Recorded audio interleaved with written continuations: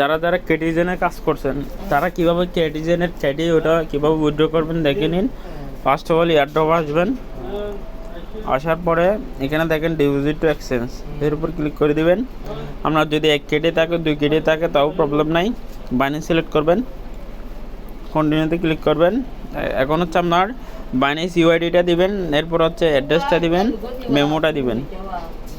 তো বাইন্যান্সে যাই আমি, এখন বাইন্যান্সে যাওয়ার পরে একটু ওয়েট করি।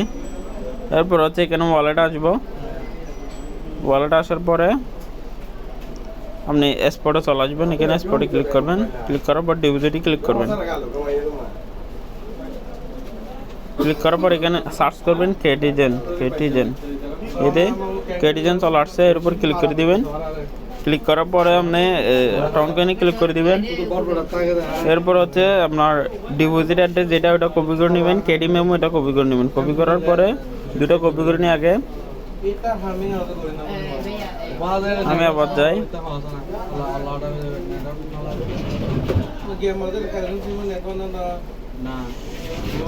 যাওয়ার পরে ডিপোজিট এক্সচেঞ্জ কন্টিনিউ, এখানে অ্যাড্রেসটা দিয়ে দিলাম।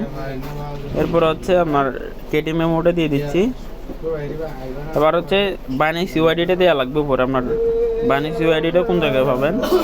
ইউআইডিটা পাওয়ার জন্য বাইন্যান্সে আসবেন, আসার পরে হোম আসবেন, হোম আসার পর এখানে দেখেন প্রোফাইল আইকন, এর উপর ক্লিক করে দিবেন।